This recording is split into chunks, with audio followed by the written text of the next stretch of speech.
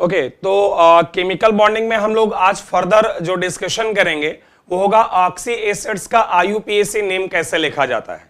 हमने पिछली क्लास तक बहुत सारा स्ट्रक्चर ड्रॉ करना सीख लिया है और ऑक्सी एसिड्स का स्ट्रक्चर कैसे ड्रॉ करते हैं उसमें बहुत सारे सल्फर के एसिड्स थे जो हमने प्रीवियस क्लास में डिस्कस किया है। तो आज हम लोग चर्चा करेंगे कि ऑक्सी एसिड जो है उनका आईयूपीएसी नेम कैसे लिखा जाता है। फाइन, तो आगे बढ़ते हैं और शुरुआत करते हैं यहां पर ऑक्सी एसिड्स का आईयूपीएसी नेम। तो देखिए, सबसे पहले तो आप लोग ये समझ लीजिए कि तुम्हारे जो ऑक्सी एसिड है वो यूजुअली जो है ना पी ब्लॉक के नॉन मेटल से बनते हैं। भाई कोई भी जो ऑक्सी एसिड होता है, मैंने कहा उसमें नॉन मेटल के साथ डायरेक्टली ऑक्सीजन और हाइड्रोजन जुड़ा होता है और नॉन मेटल आपके जनरली कहां है, पी ब्लॉक में। तो आपके जो ऑक्सी एसिड है वो जनरली पी ब्लॉक में होते हैं। हाँ, एक आध ऑक्सी एसिड आपको डी ब्लॉक से मिलेगा, वो मैं आगे चर्चा करूंगा, but generally oxy acid P block के होते हैं।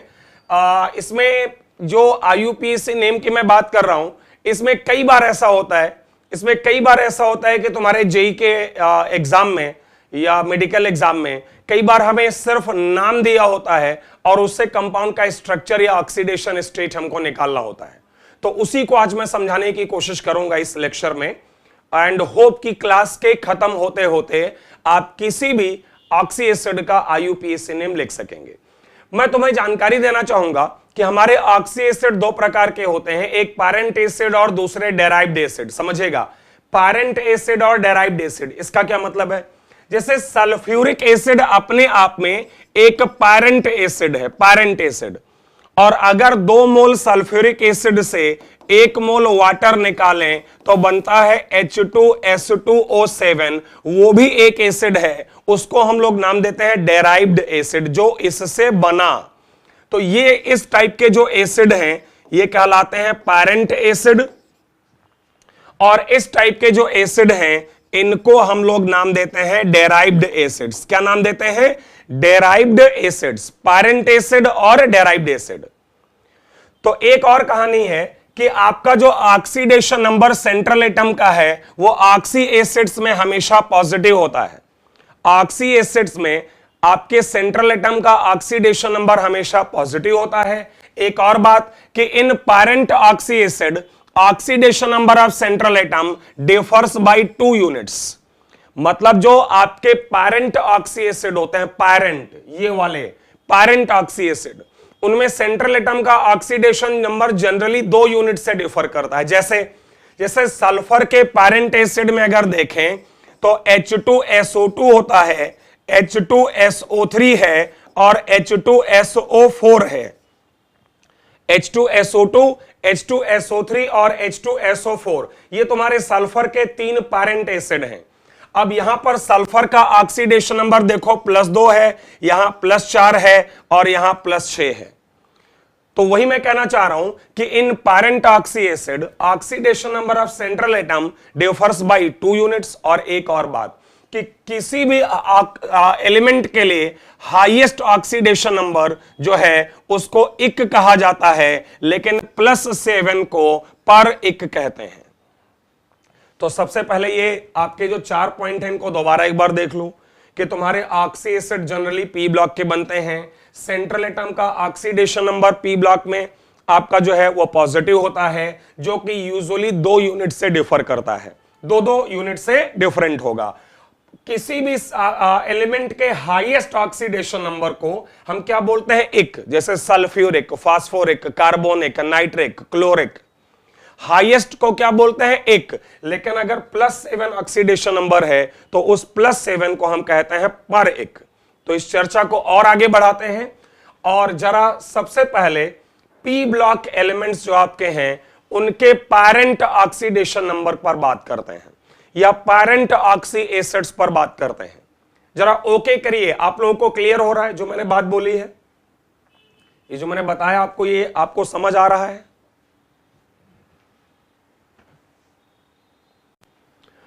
ओके, तो अब अगर मैं बात करूं यहां, जैसा कि मैं कह रहा हूं कि अगर मैं इनके पैरेंट एसिड के ऑक्सीडेशन नंबर की बात करूं तो ध्यान रखिएगा, एक तो ऑक्सीडेशन नंबर पॉजिटिव होगा और दूसरा 2 यूनिट से डिफरेंस होगा। जैसे अगर बोरान फैमिली की मैं बात करूं, बोरान फैमिली, तो बोरान फैमिली जो थर्ड ग्रुप है उसका हाईएस्ट ऑक्सीडेशन नंबर +3 होगा। तो बोरान फैमिली के जो ऑक्सी एसिड्स होंगे उनमें हाईएस्ट ऑक्सीडेशन नंबर +3 और या +1 हो सकता है, क्योंकि 2 यूनिट से अंतर रहेगा। तो या तो ऑक्सीडेशन नंबर पेरेंट एसिड का +3 होगा या +1 होगा। इसके नीचे जाना नहीं है क्योंकि नेगेटिव वैल्यू लेनी नहीं है। ऐसे ही कार्बन फैमिली में +4 हाईएस्ट होगा, तो या तो +4 हो सकता है या +2 हो सकता है उसके ऑक्सी एसिड्स का ऑक्सीडेशन नंबर सेंट्रल एटम का। नाइट्रोजन परिवार में हाईएस्ट 5वां ग्रुप है तो +5, या 2 यूनिट कम करो तो +3, या 2 यूनिट कम करो तो +1। अगर ऑक्सीजन परिवार में जाएं तो हाईएस्ट हो जाएगा +6, छठा ग्रुप है, 2-2 यूनिट कम करें तो 4 या 2। और अगर मैं 7वें ग्रुप की हैलोजन फैमिली की बात करूं तो हाईएस्ट 7 होगा, या 5, या 3, या 1। और जैसा कि मैंने तुम लोगों को अभी बताया है कि जो हाईएस्ट ऑक्सीडेशन नंबर होगा इसको कहा जाएगा इक, और इससे जो छोटा होगा उसको कहा जाएगा अस। जैसे यहां 4 को कहा जाएगा इक और 2 को कहा जाएगा अस। जैसे मान लो आपका टिन है, टिन कार्बन परिवार का ही तो सदस्य ना टिन, तो टिन को 4 स्टेट में कहेंगे स्टैनिक और 2 में कहेंगे स्टैनस। लेड को कहेंगे प्लम्बिक और प्लम्बस। सिलिकॉन को कहेंगे सिलिकॉनिक और सिलिकॉनस। नाइट्रोजन परिवार में हाईएस्ट 5 है तो 5 को इक कहेंगे और 3 को कहेंगे अस, और अगर उससे भी छोटा है तो हाइपो अस। भाई अगर अस से भी छोटा तो छोटे टर्म के लिए क्या इस्तेमाल होता है? हाइपो, लेसर नंबर, हाइपो, है ना। तो nitric, nitrous, hyponitrous. Phosphoric, phosphorous, hypophosphorous. Antimonic, antimonous, hypo antimonous, या बिस्मथिक, बिस्मथस। तो ऐसे चलेगा टर्मिनोलॉजी जब आप नाइट्रोजन फैमिली की बात करेंगे। ऑक्सीजन फैमिली का हाईएस्ट है +6, तो यहां 6 को कहेंगे इक, 4 को कहेंगे अस, और +2 को क्या कहेंगे? हाइपोअस। जैसे सल्फ्यूरिक, सल्फ्यूरस, हाइपोसल्फ्यूरस। टेलुरिक, टेलुरस, हाइपोटेलुरस। सेलेनिक, सेलेनस, हाइपोसेलेनस। और 7वें ग्रुप में जैसा कि हमारी बात हुई है कि अगर कहीं 7 आएगा तो उसको इक के बजाय क्या बोला जाएगा? पर इक। 7 को मैंने क्या बोला है कि इक के बजाय बोला जाएगा पर इक। समझ आई बात? तो फिर 5 को कहेंगे इक, 3 को कहेंगे अस, और 1 को कहेंगे हाइपो अस। जैसे अगर क्लोरीन के लिए बोलें, क्लोरीन, तो क्या बोलोगे? Perchloric acid, chloric acid, chlorous acid, hypochlorous acid. Perbromic acid, bromic acid, bromous acid, hypobromous acid. तो ये हमारा कॉन्सेप्ट रहेगा इक और अस लिखने का डिफरेंट पी ब्लॉक फैमिलीज में। तो ओके है यहां तक? आगे बढ़े, एग्जांपल्स पर बात करें।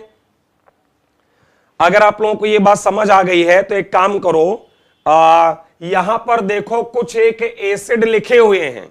सबसे पहले तो दोबारा देख लो यहां कि यहां 3 को इक और 1 को अस, यहां 4 को इक और 2 का अस, यहां 5 को इक, 3 को अस और 1 को हाइपोअस। इक अस हाइपोअस, पर इक अस और हाइपोअस। तो इस बात का केयर करो और जल्दी से जरा फटाफट यहां पर देखो कुछ एक एसिड हैं अलग अलग फैमिली के, boron family, carbon family, nitrogen family, halogen, oxygen family और हैलोजन फैमिली। मैं चाहूंगा जल्दी से आप इनका एक बार प्रैक्टिस पॉइंट ऑफ व्यू से नाम लिख डालिए तो आगे चर्चा करते हैं। चलो जल्दी से शुरू करो, इसको नोट करिए और जल्दी से पहले इनके नाम लिख डालिए थोड़ा प्रैक्टिस पॉइंट ऑफ व्यू से, तो फिर मैं चर्चा को और आगे बढ़ाऊंगा। ठीक है, चलो फटाफट शुरू करो।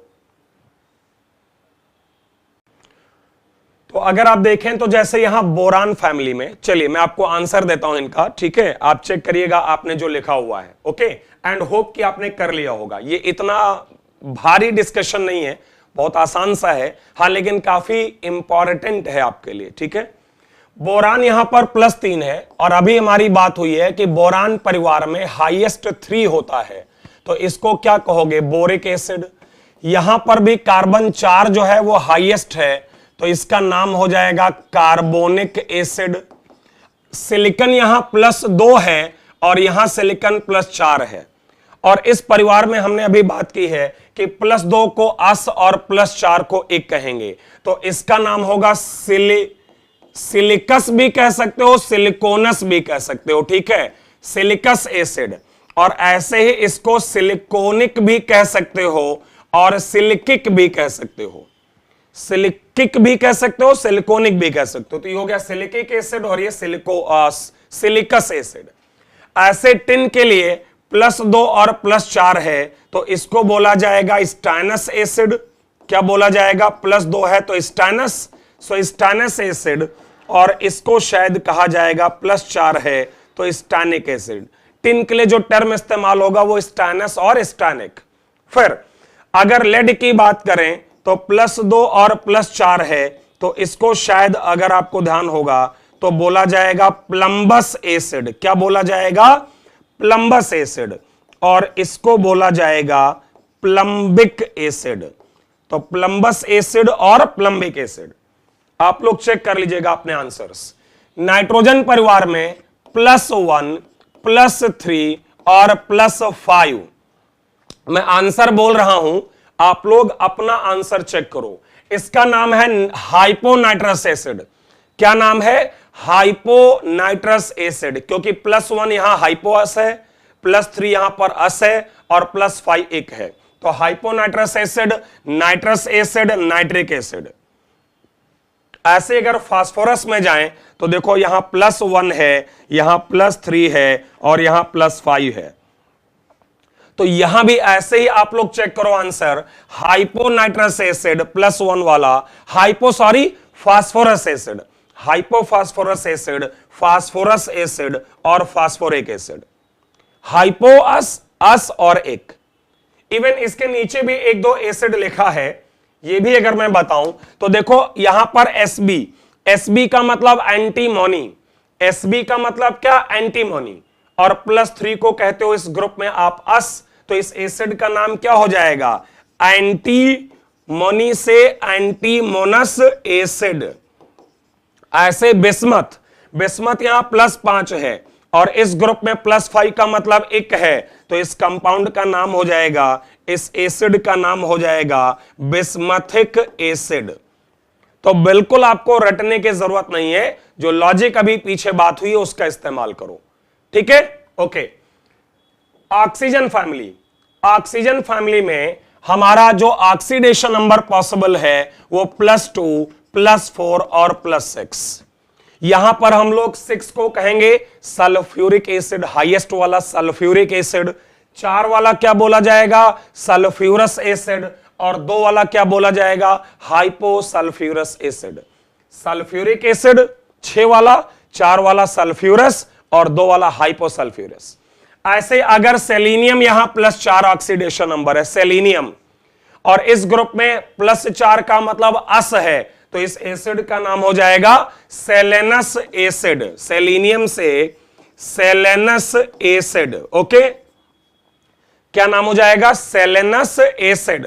और ऐसे टेल्यूरियम यहां +6 है और +6 को यहां पर कहा जाता है 1, तो इसका नाम हो जाएगा टेल्यूरिक एसिड। Telluric acid. अब आते हैं हैलोजन परिवार में। देखो क्लोरीन यहां +1 है, यहां पर +3 है, आप चेक करो, यहां 5 है और यहां 7 है। और इस वाले ग्रुप में 7 को कहते हो पर 1, 5 को कहते हो 1, 3 को कहते हो अस और 1 को कहते हो हाइपोअस। तो ये कहलाएगा पर क्लोरिक एसिड, ये कहलाएगा क्लोरिक एसिड, ये कहलाएगा क्लोरस एसिड और ये कहलाएगा hypochlorous acid. Perchloric acid, chloric acid, chlorous acid, hypochlorous acid. Similarly यहां पर आयोडीन +5 है, तो इसको क्या कहेंगे? +5 इस ग्रुप में क्या कहलाता है? 1, तो इसको क्या कहेंगे? Iodic acid. ऐसे ब्रोमीन यहां पर +1 है और इस परिवार में +1 को क्या कहते आए हो? हाइपोअस। तो HBRO को क्या कहेंगे? हाइपोब्रोमस एसिड।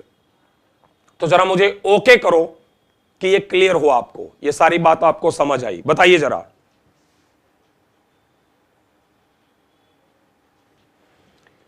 ओके फाइन, ठीक है। तो ये तुम्हारे ध्यान रखना, ये तुम्हारे पैरेंट एसिड हैं। अब हम चलेंगे डेराइव्ड एसिड के तरफ। सुनो जरा, अब हम चलेंगे यहां पर डेराइव्ड एसिड के तरफ, बट उससे पहले तुम्हारी जानकारी के लिए बताऊं, कि हमारे पास डी ब्लॉक के भी कुछ एक ऑक्सी एसिड हैं जो डी ब्लॉक के हायर ऑक्सीडेशन स्टेट में बनते हैं। हमारे पास डी ब्लॉक के भी कुछ ऑक्सी एसिड हैं जो उनके हायर ऑक्सीडेशन स्टेट में बनते हैं।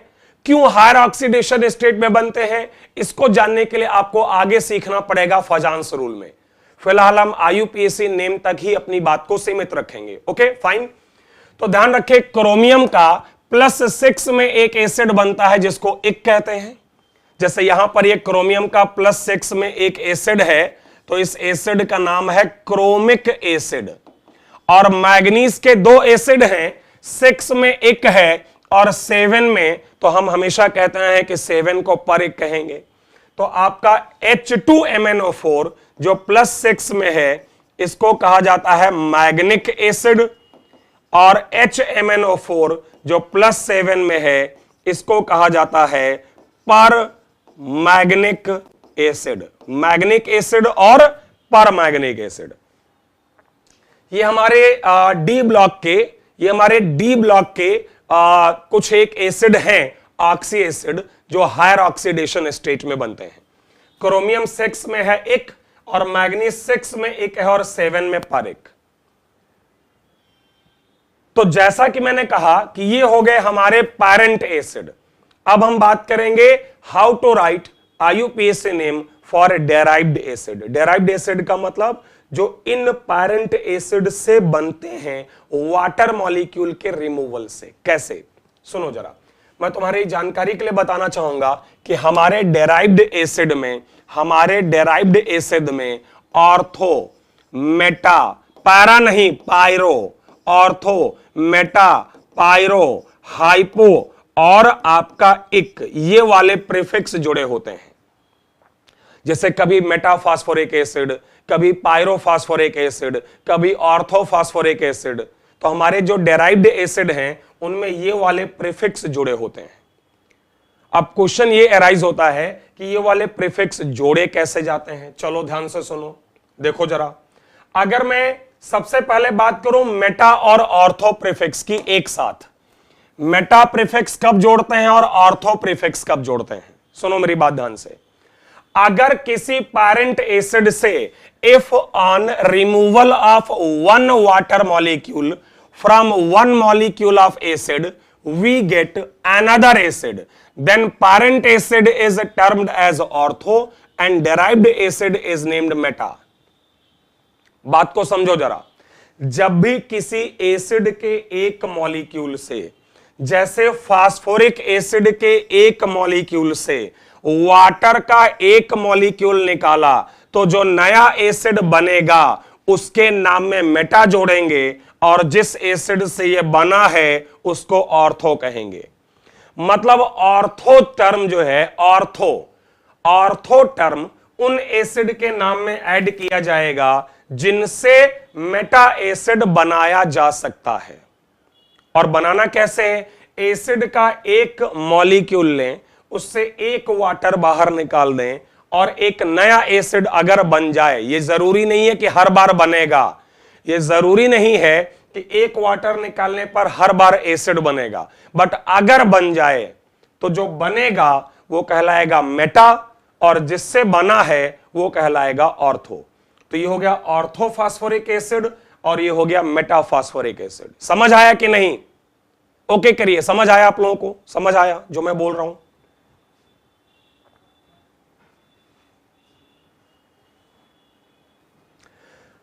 अब यहां पर मेटाफॉस्फोरिक एसिड चूंकि हमारे लिए एक बड़ा इंपॉर्टेंट एसिड होता है, मेटाफॉस्फोरिक एसिड हमारे लिए एक इंपॉर्टेंट एसिड होता है, तो जरा इसके बारे में थोड़ी और जानकारी बता दूं कि मेटाफॉस्फोरिक एसिड जो है HPO3 जिसको बोला जा रहा है, it exist in the form of polymer. Metaphosphoric acid एक पॉलीमर की तरह नेचर में रहता है, HPO3 होल N। जहां n का वैल्यू 1 से 16 तक जा सकता है।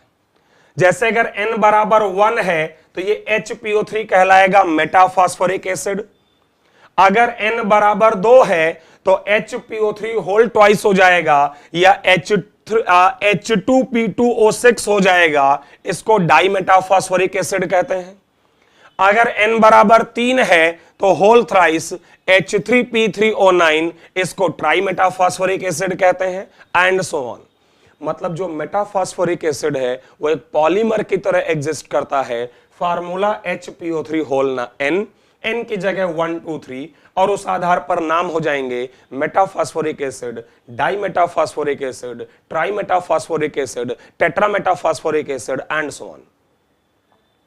अगर मैं थोड़ा सा तुम लोगों को स्ट्रक्चर भी बता दूं इसका, क्योंकि देखिए पूरी जानकारी रहेगी ना तो आपके लिए आंसर देना इजियर रहेगा। तो तुम्हारी जानकारी के लिए बताऊं कि HPO3 जो मेटाफॉस्फोरिक एसिड है, अगर हम उसकी बात करें तो सिंपल सा फास्फोरस है, एक प्रोटॉन है तो एक OH और 2 ऑक्सीजन डबल बॉन्ड से होते हैं। ये तो आपका मेटाफॉस्फोरिक एसिड है। लेकिन इसके बाकी जितने भी एसिड होते हैं उन सबके साइक्लिक स्ट्रक्चर होते हैं। कैसे स्ट्रक्चर होते हैं? साइक्लिक। और बनाते कैसे हैं? अगर 2 फास्फोरस है ना तो 2 ही ऑक्सीजन ले लो, अल्टरनेट पोजीशन पर रखो और 4 मेंबर का रिंग बना दो। जितने सेंट्रल एटम उतने ऑक्सीजन ले लिया, 2 फास्फोरस 2 ऑक्सीजन, एक रिंग बना दिया अल्टरनेट पोजीशन पर रख के। 2 H+ हैं तो दोनों फास्फोरस पर एक एक OH डाल दो और दोनों फास्फोरस पर एक एक डबल बॉन्ड हो, तो ये तुम्हारा हो गया डाइमेटाफॉस्फोरिक एसिड। सिमिलरली अगर मैं बात करूं ट्राइमेटाफॉस्फोरिक एसिड के स्ट्रक्चर की, तो वैसे ये भी हो जाएगा। यहां पर 3 फास्फोरस हैं तो 3 ऑक्सीजन ले लो और अल्टरनेट पोजीशन पर फास्फोरस और ऑक्सीजन डाल दो। इसके बाद प्रोटॉन की संख्या 3 है तो तीनों फास्फोरस पर एक एक OH डालो और एक एक ऑक्सीजन को डबल बॉन्ड O से जोड़ दीजिए। तो ये आप मेटाफॉस्फोरिक एसिड के अलग अलग फॉर्म का स्ट्रक्चर बना सकते हैं और नाम बना सकते हैं। हमारा डिस्कशन चल रहा है मेटा प्रीफिक्स कैसे आता है। तो जब तुमने फास्फोरिक एसिड के 1 मोल से 1 वाटर निकाला तो नया एसिड जो बना वो कहलाएगा मेटा प्रीफिक्स और ओरिजिनल एसिड कहलाएगा ऑर्थो। जैसे यहां पर भी देखो, यहां पर भी 1-2 एग्जाम्पल और हैं तुम्हारे सामने, वो भी आप देख लो। जैसे H3PO2, इस एसिड का नाम है फास्फोरस एसिड।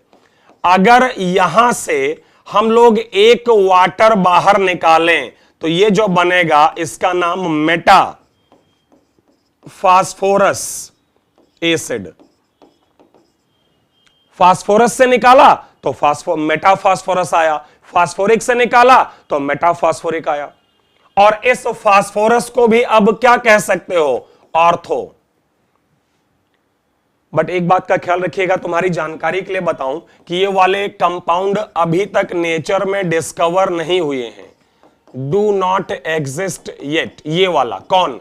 मेटाफॉस्फोरस एसिड। ये हाइपोथेटिकल है, अभी नेचर में ये डिस्कवर नहीं हुआ है, बट अगर डिस्कवर हुआ तो इसका नाम मेटाफॉस्फोरस एसिड होगा।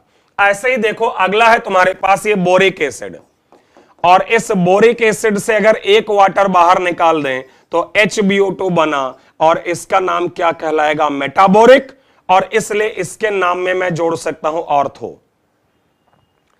तो लॉजिक क्या है मेरा कि जिससे निकालोगे उसके नाम में पेरेंट एसिड में ऑर्थो जोड़ोगे और जो नया एसिड बनेगा उसको मेटा जोड़ोगे। कब? जब 1 मॉलिक्यूल से 1 वाटर। लेकिन जैसा कि मैंने कहा था कि हर बार ऐसा हो जाए आवश्यक नहीं है, हर बार ऐसा हो जाए ये जरूरी नहीं है। जैसे सल्फ्यूरिक एसिड से जब तुमने 1 मोल वाटर निकाला तो देखो SO3 बना, और SO3 जो है वो कोई एसिड थोड़े है।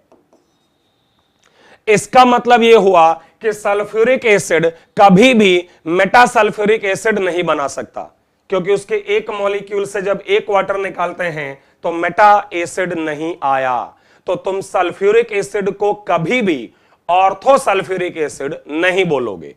सल्फ्यूरिक एसिड को कभी भी तुम ऑर्थो सल्फ्यूरिक एसिड नाम नहीं दे सकते, क्योंकि जो SO3 बना है ना वो एक एनहाइड्राइड है H2SO4 का, नॉट मेटा एसिड। एनहाइड्राइड का मतलब आपने निर्जलीकरण करा दिया, डिहाइड्रेशन करा दिया, निर्जलीकरण करा दिया, मतलब एसिड से वाटर निकाल दिया तो जो ऑक्साइड बनेगा वो एनहाइड्राइड कहलाता है उसी एसिड का। तो इस बात का भी ख्याल रखें कि हर एक पैरेंट एसिड ऑर्थो नहीं होता है, क्योंकि हर एक parent acid Meta acid produce नहीं कर सकता है। तो उम्मीद है कि आप सभी लोगों को यहां तक की मेरी बात समझ आई होगी। तो ये मैंने बातचीत कर ली है यहां पर मेटा प्रीफिक्स और ऑर्थो प्रीफिक्स। अब मैं बात करने वाला हूं, देखो यहां पर पायरो प्रीफिक्स या डाई प्रीफिक्स। जैसे जब तुम मेटा बना रहे थे तो मेटा का लॉजिक ये था कि एक वाटर निकालना है एक मॉलिक्यूल से, लेकिन यहां पर तुम्हें it is added to the derived acid when it is obtained by removal of one water molecule from two molecule of parent acid. मतलब यहां भी निकालना एक ही वाटर है, लेकिन जो एसिड यहां लिया जाएगा वो 2 मोल लिया जाएगा। 2 मोल एसिड से 1 मोल वाटर, तो जो बनेगा वो पायरो या डाई कहलाता है। मेटा में था 1 मॉलिक्यूल से 1 वाटर, पायरो या डाई में है 2 मॉलिक्यूल से 1 वाटर। जैसे सल्फ्यूरिक एसिड के 2 मोल से 1 वाटर निकाला तो बना पायरो सल्फ्यूरिक एसिड। अच्छा ध्यान रहे, पायरो सल्फ्यूरिक एसिड को हम डाई सल्फ्यूरिक एसिड भी कह सकते हैं। पायरो सल्फ्यूरिक कहो चाहे डाई सल्फ्यूरिक। और ध्यान रहे कि इन सबका स्ट्रक्चर बनाना मैं ऑलरेडी आपको प्रीवियस लेक्चर्स में एक्सप्लेन कर चुका हूं। भाई स्ट्रक्चर बनाना भी तो आना चाहिए, तो वो मैं आपको ऑलरेडी प्रीवियस लेक्चर्स में समझा चुका हूं।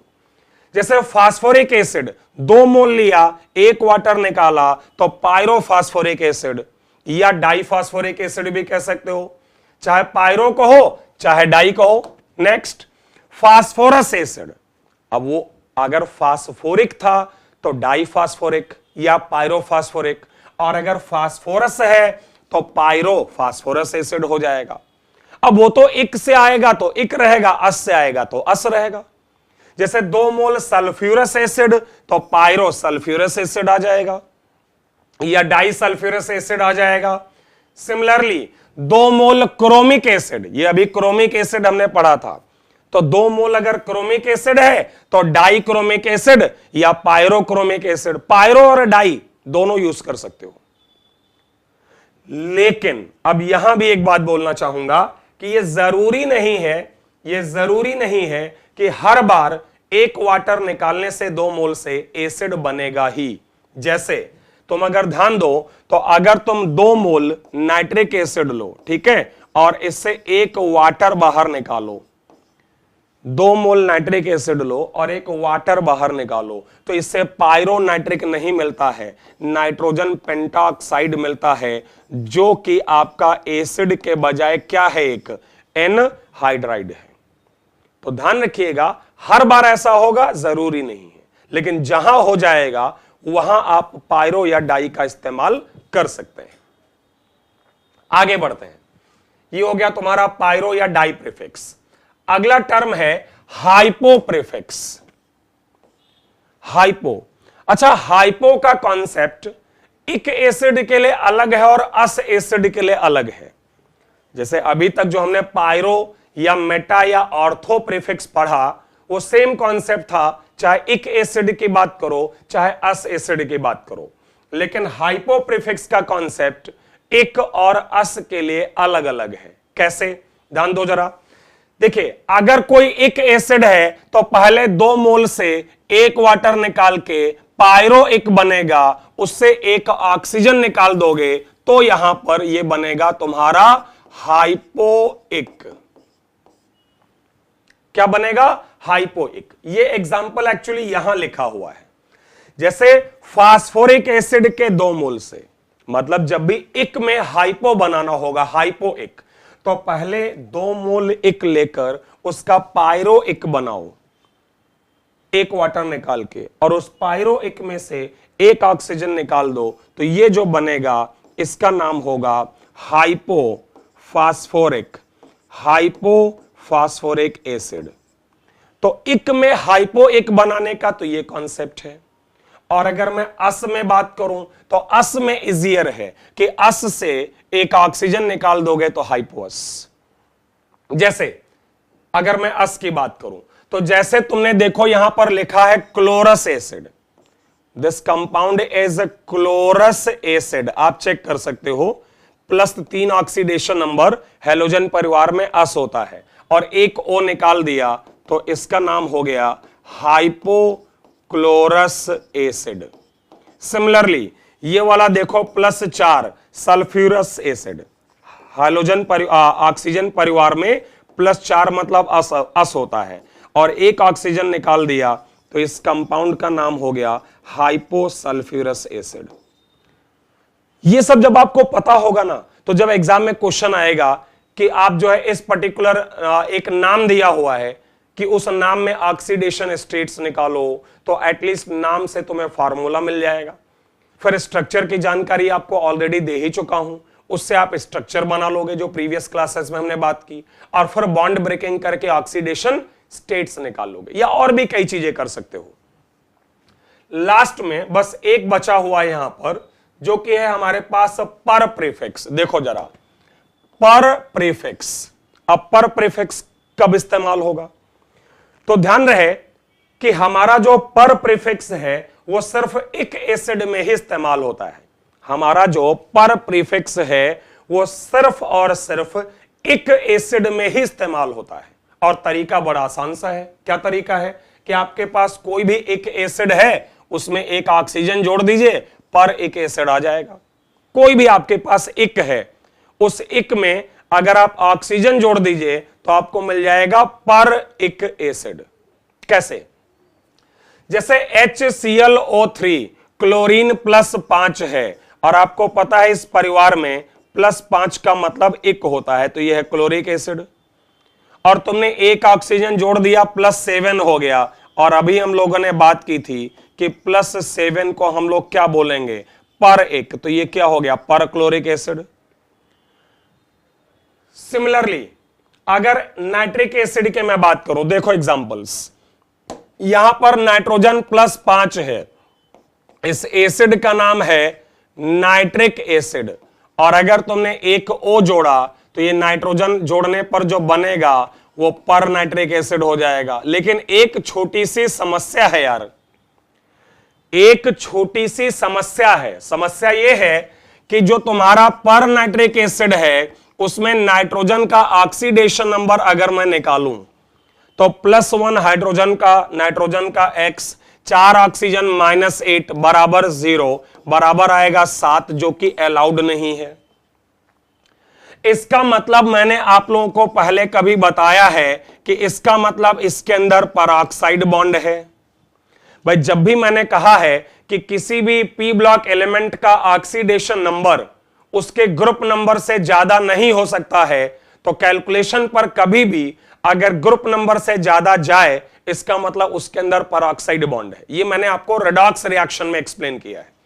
अगर आपने रेडॉक्स रिएक्शन के वीडियोस और लेक्चर्स देखे होंगे तो वहां मैंने आपको समझा रखा है कि अगर ग्रुप नंबर से ज्यादा वैल्यू आ रही है इसका मतलब उसमें परऑक्साइड बॉन्ड है। तो ध्यान रहे कि नाइट्रिक एसिड से जो पर नाइट्रिक एसिड बना है इसका दूसरा नाम परऑक्सी नाइट्रिक एसिड हो सकता है। परऑक्सी नाइट्रिक एसिड, पर नाइट्रिक एसिड को हो चाहे परऑक्सी नाइट्रिक एसिड को हो। यहां पर +6, इस एसिड का नाम क्या है, सल्फ्यूरिक एसिड, और एक O जोड़ा तो इसका नाम पर सल्फ्यूरिक एसिड, पर सल्फ्यूरिक एसिड। लेकिन एक समस्या अगेन यहां परऑक्साइड की है, इसमें भी परऑक्साइड है, आप चेक कर डालो परऑक्साइड है।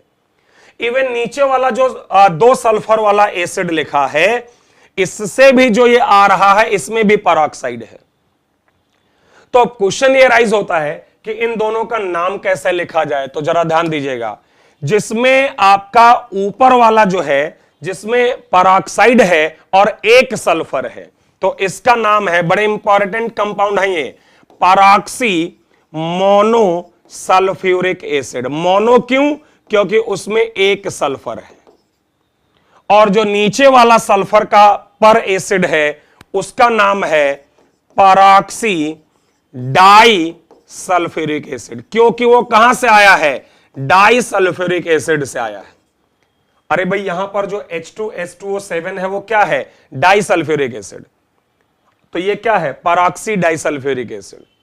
तो यहां पर तुम पर भी जोड़ सकते हो, परऑक्सी भी जोड़ सकते हो। ध्यान रहे, इन सभी में, इसमें इसमें इसमें तुम पर भी जोड़ सकते हो और परऑक्सी भी, और ये दोनों अपने आप में काफी इंपॉर्टेंट हैं। परऑक्सी मोनोसल्फ्यूरिक एसिड का कॉमर्शियल नेम कैरोज एसिड है।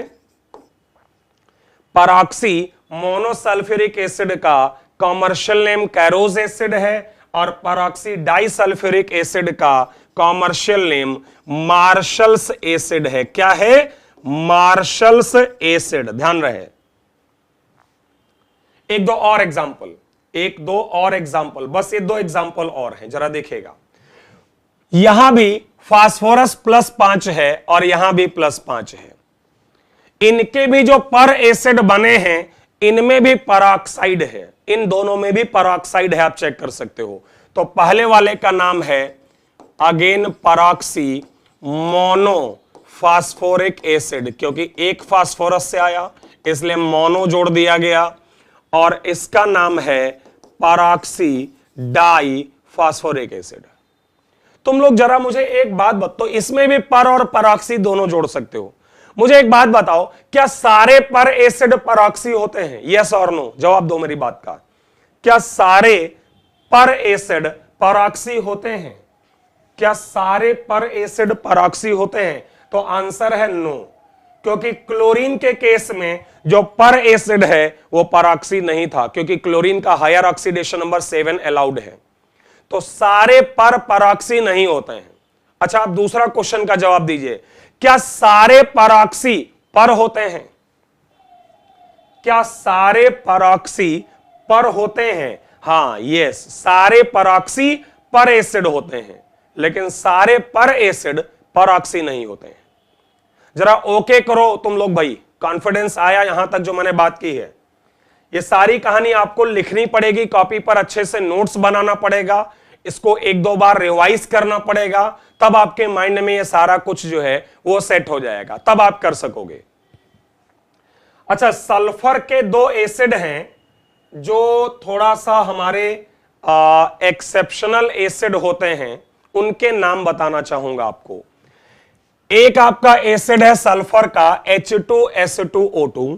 तुम लोगों को अगर याद हो तो इसका स्ट्रक्चर जो है अपने आप में एक्सेप्शन होता है, और स्ट्रक्चर था शायद अगर ध्यान होगा तो ऐसे हमने कुछ बनाया था। अब क्वेश्चन है कि इसका नाम क्या है? तो ध्यान रखिएगा कि तुम्हारा एक एसिड होता है H2SO3 जिसका स्ट्रक्चर होता है OHS डबल बॉन्ड OOH, और इस एसिड का नाम तुम लोग कहते हो सल्फ्यूरस एसिड। अगर ध्यान दो तो यहां पर अंतर इतना है कि एक ऑक्सीजन की जगह यहां क्या आ जाता है? सल्फर। बाकी का स्ट्रक्चर तो वही है।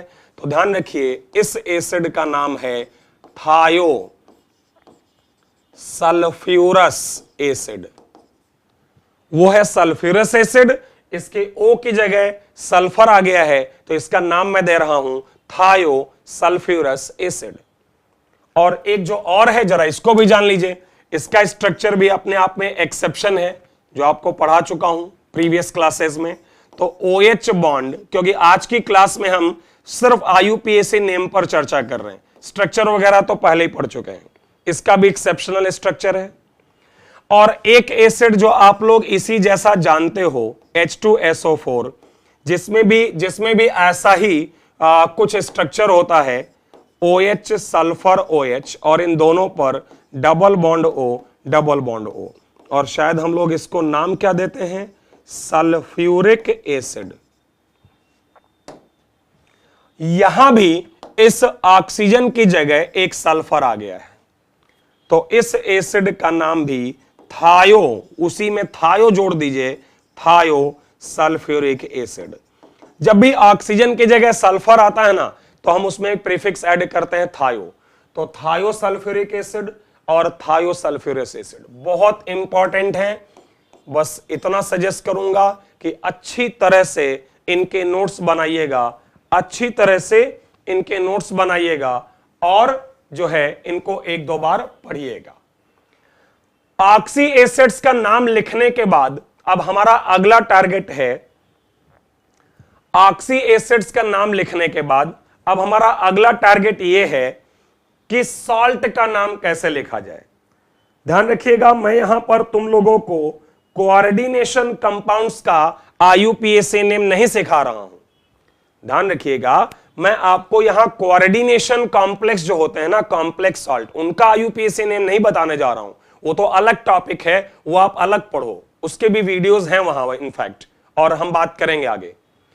लेकिन अगर मैं सिंपल सॉल्ट्स के नाम की बात करूं, सिंपल सॉल्ट, तो ध्यान रखो कि आईयूपीएसी नेम ऑफ सॉल्ट में सिंपल सॉल्ट दो तरह के हैं, एक नॉन ऑक्सी सॉल्ट, एक जिनको कि मैं नाम दे रहा हूं नॉन ऑक्सी सॉल्ट, दूसरे होंगे ऑक्सी सॉल्ट।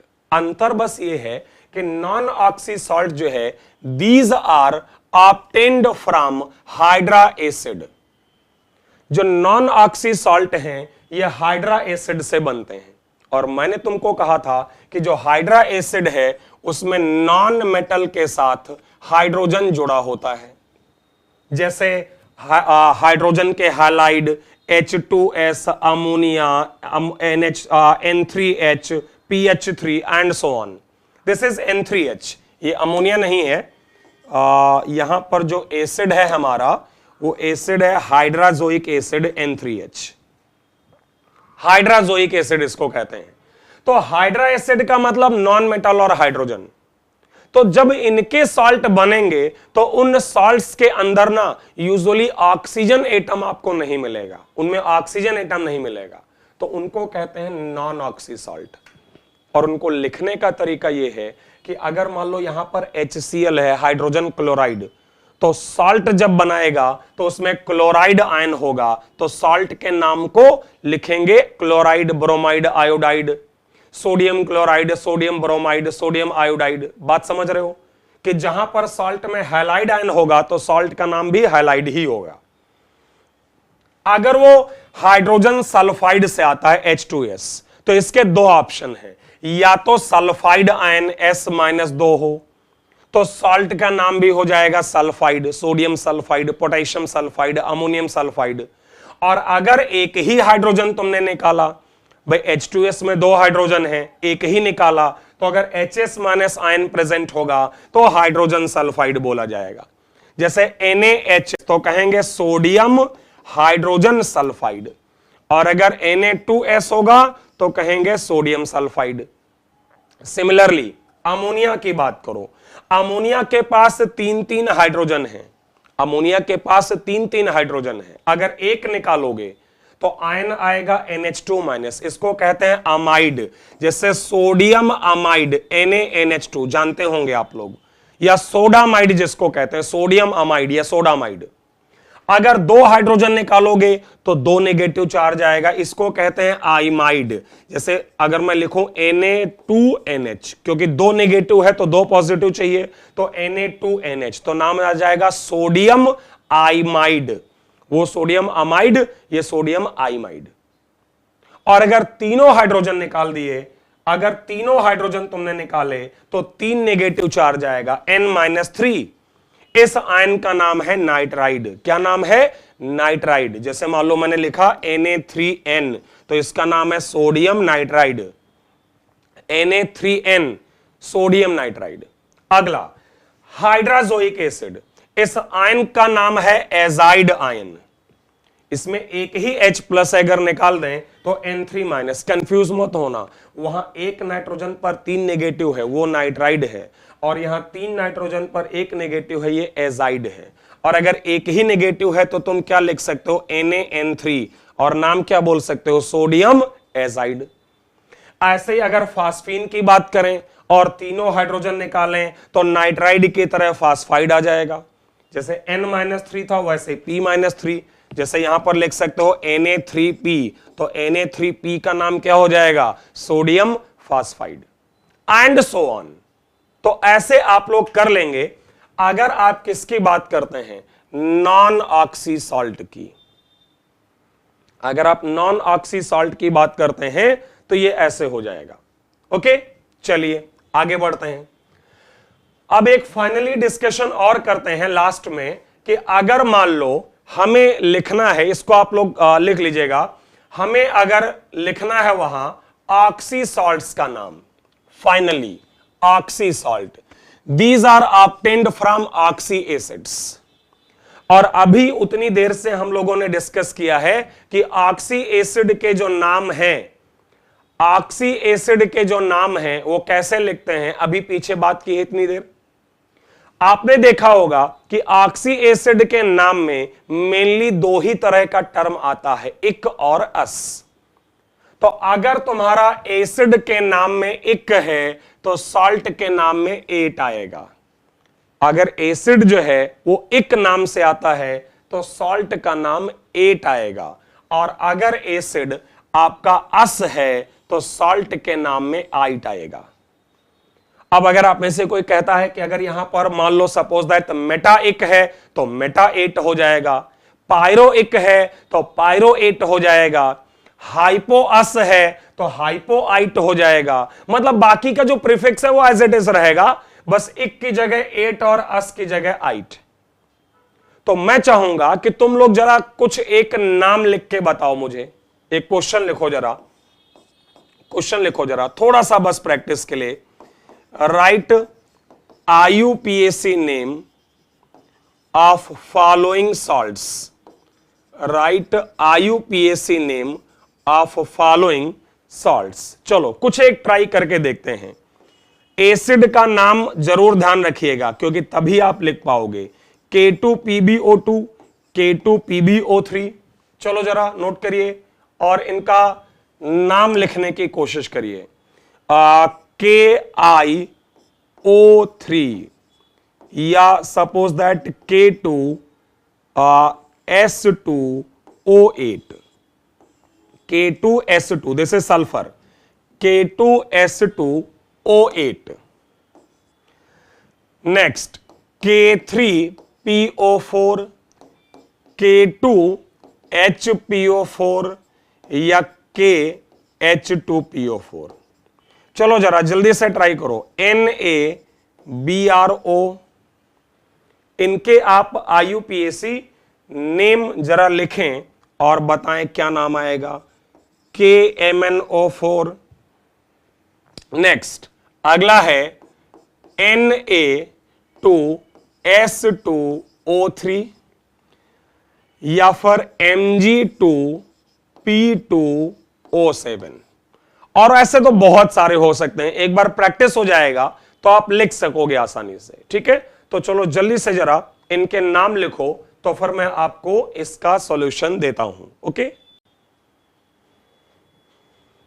तो फटाफट आप ऑक्सी एसिड जो मैंने आपको बताए हैं उनको जो है रेफरेंस लेते हुए और यहां पर चेक करो कि ये कौन से पर्टिकुलर ऑक्सी एसिड से आया है।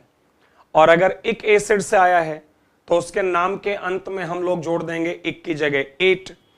और अगर अस एसिड से आया होगा, अस एसिड से, तो फिर अस की जगह हम उसको कर देंगे आइट।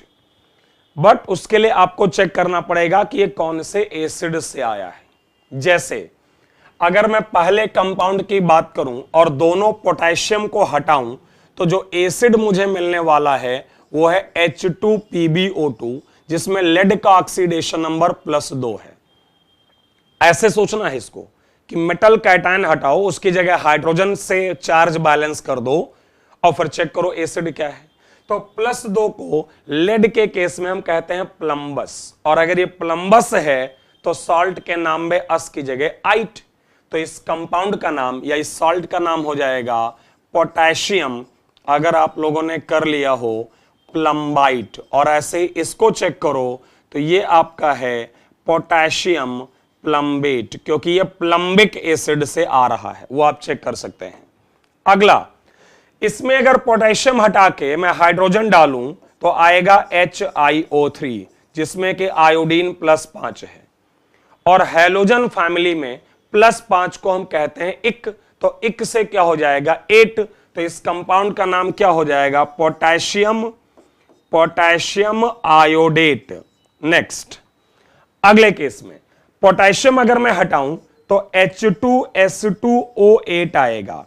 अभी मैंने एक डेराइव्ड एसिड आपको सिखाया है पैरॉक्सी डाइसल्फ्यूरिक एसिड, जिसको मार्शल्स एसिड भी मैंने कहा था, पैरॉक्सी डाइसल्फ्यूरिक एसिड या मार्शल्स एसिड। तो इसका नाम हो जाएगा पोटेशियम, देखिए पोटेशियम पैरॉक्सी डाई, और सल्फ्यूरिक की जगह क्या हो जाएगा सल्फेट। भाई एसिड टर्म थोड़ा ना लिखेंगे, वो तो एसिड के नाम में था सल्फ्यूरिक एसिड, यहां एसिड हट गया और इक की जगह 8 आ गया, पोटेशियम पैरॉक्सी डाइसल्फेट। उम्मीद है कि आपको यह समझ आ गया होगा। नेक्स्ट अगले केस में अगर हम बात करें, अगला केस K3PO4, ये आया है तुम्हारा फास्फोरिक एसिड से H3PO4 +5 होता है। अच्छा अगर तुम ध्यान दो तो ये भी फास्फोरिक एसिड से है, ये भी है, ये भी है, बस अंतर ये है कि यहां तीनों हाइड्रोजन हटाए, यहां 2 हाइड्रोजन हटाए, यहां 1 हटाया। तो पहले वाले का नाम बोला जाएगा पोटेशियम, और फास्फोरिक एसिड से इक से फास्फेट 8, लेकिन इसको बोला जाएगा, इसको पोटेशियम हाइड्रोजन फास्फेट। क्या बोला जाएगा पोटेशियम हाइड्रोजन फास्फेट, और इसको बोला जाएगा potassium di hydrogen phosphate, potassium di hydrogen phosphate, क्योंकि वहां 2 हाइड्रोजन अभी भी बचा हुआ है। तो ध्यान रखिएगा ये एक तरीका है, अगर एसिड का हाइड्रोजन बचा हुआ है तो ये potassium phosphate, potassium hydrogen phosphate, potassium di hydrogen phosphate. Next अगला NaBrO, अगर आप ध्यान दो तो ब्रोमीन +1 है, ये आया होगा HBrO से, और हैलोजन फैमिली में +1 को क्या बोला जाता है, +1 को बोला जाता है हाइपोअस, तो हाइपोअस से हो जाएगा हाइपोआइट, तो इसका नाम हो जाएगा सोडियम हाइपोब्रोमाइट, सोडियम हाइपोब्रोमाइट। मैग्नीज +7 को बोलते हो पर मैग्निक एसिड, पीछे भी हमने पढ़ा पर मैग्निक एसिड, तो एक की जगह 8, तो नाम हो गया इसका पोटेशियम पर मैग्नेट। वैसे भी ये वाला कंपाउंड तो आप लोग ना बचपन से जानते हैं, बहुत फेमस कंपाउंड, पोटेशियम पर मैग्नेट, पर मैग्निक एसिड से आया। नेक्स्ट Na2S2O3, अभी बात हुई थी कि Na2S2O3 जो तुम्हारा है Na2S2O3, वो एक आपका एक्सेप्शनल एसिड था H2S2O3, जिसका कि नाम अभी हम लोगों ने पढ़ा था, क्या नाम पढ़ा था, थायोसल्फ्यूरिक एसिड। क्या पढ़ा था, थायोसल्फ्यूरिक एसिड, तो थायोसल्फ्यूरिक से थायोसल्फेट, तो नाम हो जाएगा सोडियम थायोसल्फेट। क्या, सोडियम थायोसल्फेट। या इनफैक्ट इसका जो फेमस टर्म है, इसके लिए आप लोगों ने पढ़ा भी होगा, हाइपो कहते हैं, सोडियम थायोसल्फेट को हाइपो। और लास्ट वाला आप लोग खुद से चेक कर लो, इसका नाम है मैग्नीशियम पायरोफॉस्फेट, क्योंकि पायरोफॉस्फोरिक एसिड से आया तो एक की जगह 8 हो गया, मैग्नीशियम पायरोफॉस्फेट। चलो जरा ओके करो अगर समझ आ गया तो।